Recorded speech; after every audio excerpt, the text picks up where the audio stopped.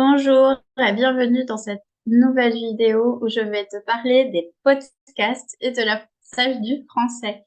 Je vais essayer de te montrer un petit peu les avantages que ça peut avoir d'écouter souvent, d'écouter régulièrement des podcasts pour apprendre le français.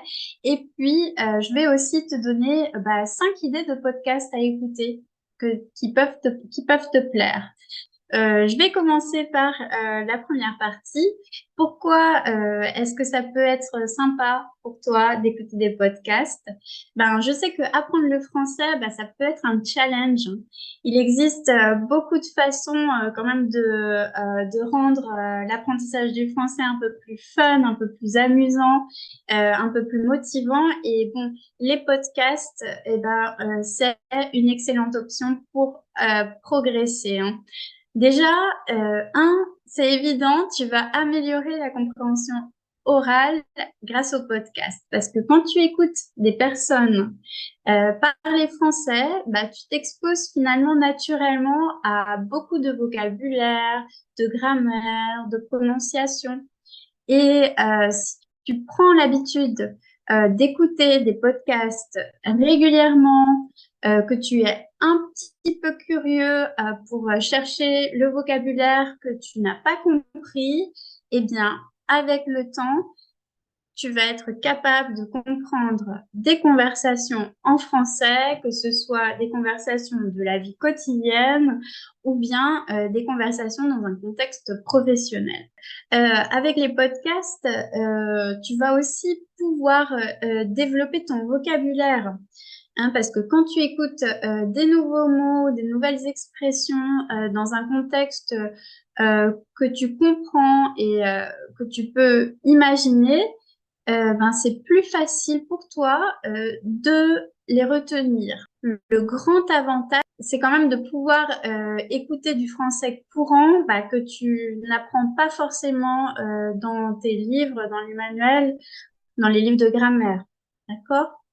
Ça va aussi à améliorer ta prononciation, hein, parce que plus tu écoutes, en fait, plus tu vas intégrer les sons et les rythmes utilisés par les francophones. Et puis, donc, progressivement, hein, de fil en aiguille, tu pourras reproduire les sons que tu as entendus plus facilement. Ce que je peux dire, c'est que c'est aussi une bonne option pour découvrir la culture française, puisque les podcasts français abordent beaucoup de thèmes, il y aura beaucoup de sujets, beaucoup de podcasts liés à la culture française, aux faits de société, à l'actualité, la littérature, l'histoire, la cuisine, le cinéma, etc. Et bon, en écoutant des podcasts, tu vas pouvoir apprendre à mieux connaître en fait le quotidien des Français et à découvrir un petit peu la culture française dans son contexte. Voilà, maintenant on va passer aux 5 podcasts que j'ai choisi de partager avec toi. Donc je vais partager mon écran pour te montrer un petit peu les sites internet de ces podcasts. Alors, ici. Donc je laisserai toutes ces références dans l'article du blog que j'ai écrit cette semaine. Donc je laisserai le lien à l'article dans la description de la vidéo. Les podcasts que je veux partager avec toi sont les suivants. Alors, je suppose que tu connais le français facile avec RFI. Donc, sur leur page, sur leur site internet, il y a un onglet podcast et donc il y a plein de podcasts ici que tu peux écouter. Ce qui est génial avec le français avec RFI, c'est que les transcriptions sont disponibles. Donc, c'est fantastique pour toi parce que ça te permet d'écouter et de lire en même temps. En plus, à chaque fois, on voit la lecture va au rythme du son. Donc, c'est fantastique pour toi pour tout comprendre.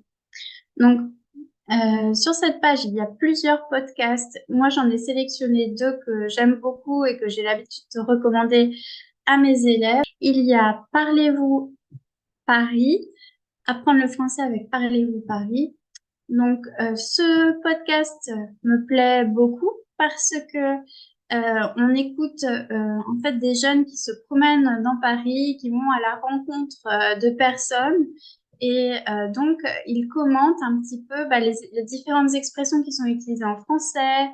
Il y a en plus la version français-espagnol. Donc là, on entend les deux personnages qui sont espagnols qui se promènent et qui expliquent les différentes anecdotes, les différentes expériences qu'ils vivent. Ils les commentent en français, en espagnol. Donc on apprend pas mal de vocabulaire et je trouve que c'est sympa aussi pour connaître et découvrir la culture française. Le deuxième, un petit peu dans le même ordre, c'est Les voisins du 12 bis.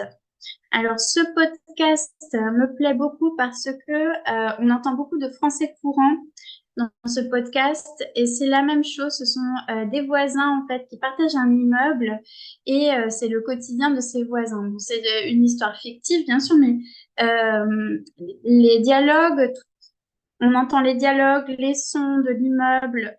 C'est comme si tu accompagnais toi les personnages et je crois que c'est un podcast aussi super intéressant par rapport à ça. On voit le quotidien en fait des personnages. On suit le quotidien de ces personnages et on entend beaucoup d'expressions en fait du quotidien.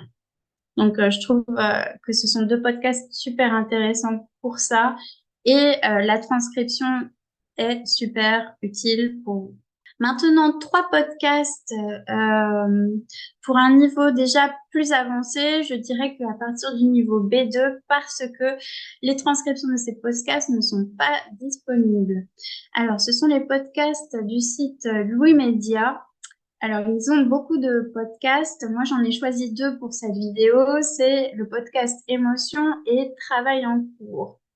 Alors, j'ai choisi ces deux podcasts parce que si tu as l'objectif de passer l'examen du DELF ou du DALF, c'est intéressant d'avoir un vocabulaire assez soutenu, assez élaboré et il y a plein d'expressions que tu vas pouvoir réutiliser pendant l'examen dans ces podcasts-là.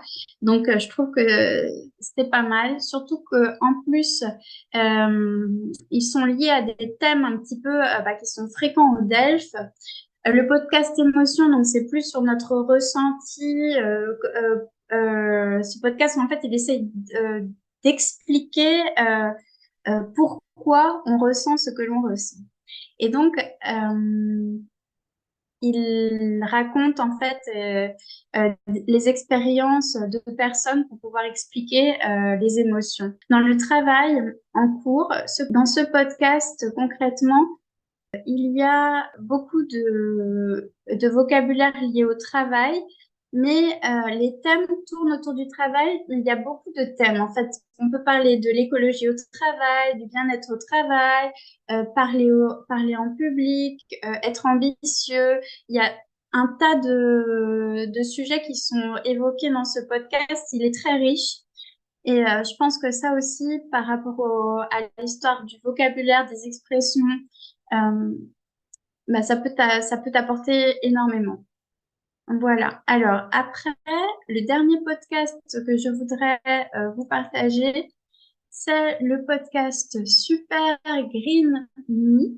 Donc, ce podcast, le nom du podcast peut-être te dit quelque chose. En fait, c'est un petit peu un clin d'œil, d'accord, un clin d'œil à Super Size Me, le documentaire. Je ne sais pas si tu te souviens de ce documentaire. C'était un Américain qui avait fait une expérience, oui. Il s'était filmé, c'était un documentaire euh, pendant son expérience, il allait tous les jours manger au fast-food et donc il a un petit peu expliqué les conséquences que ce mode de vie pouvait avoir sur son physique.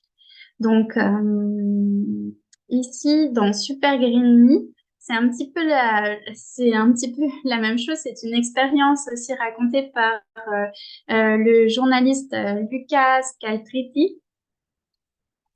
Lui, il a décidé de devenir écolo et donc dans ce podcast, il raconte toute sa transition pour devenir plus vert, on va dire. Il raconte un petit peu tout son processus, ses relations avec la famille et puis un petit peu toutes ses réflexions sur le sujet en fait. Donc, j'aime beaucoup ce podcast parce qu'on entend beaucoup de bruit. On a l'impression vraiment d'accompagner Lucas dans sa transition en fait et dans son quotidien. Il est vraiment très bien fait. Je me rappelle particulièrement d'un des derniers épisodes où il est en Bretagne et il pleut et on entend la pluie tomber. Il est avec des amis et puis donc on entend la pluie. Donc, c'est comme si on y était en fait. Voilà, alors j'espère que ces podcasts vont t'inspirer. Peut-être que tu vas écouter l'un d'entre eux. En tout cas, si tu le fais, n'hésite pas à venir me laisser un petit commentaire pour me dire ce que tu en as pensé. Et je te souhaite une bonne journée et puis à très bientôt dans une nouvelle vidéo.